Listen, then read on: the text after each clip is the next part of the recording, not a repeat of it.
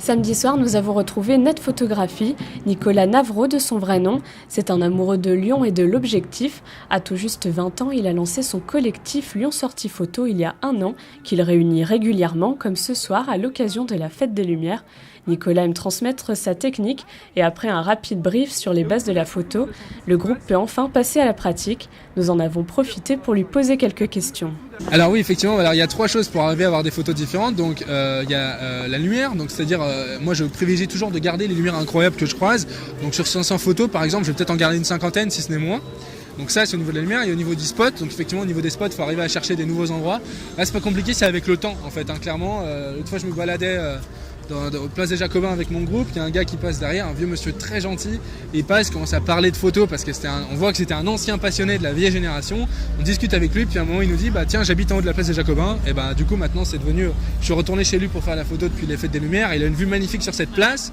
Et petit à petit c'est comme ça, des gens, à une période sur Facebook j'avais mis une annonce aussi pour demander s'il y en a qui avaient des vues magnifiques.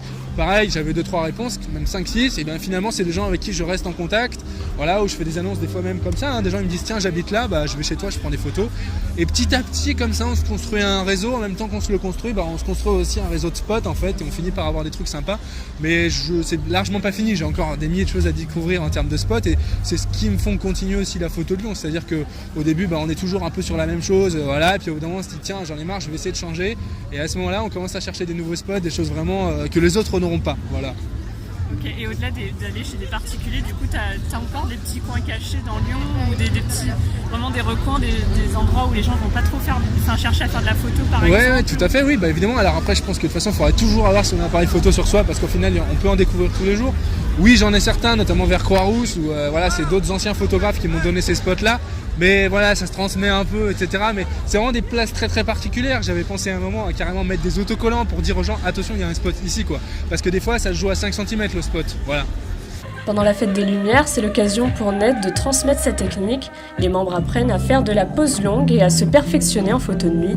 Ils apprennent aussi à jouer avec les lumières. Il faut savoir que Ned a remporté l'année dernière le prix Only Lyon et le prix de la ville de Lyon 2016 grâce à sa photo de Saint-Jean.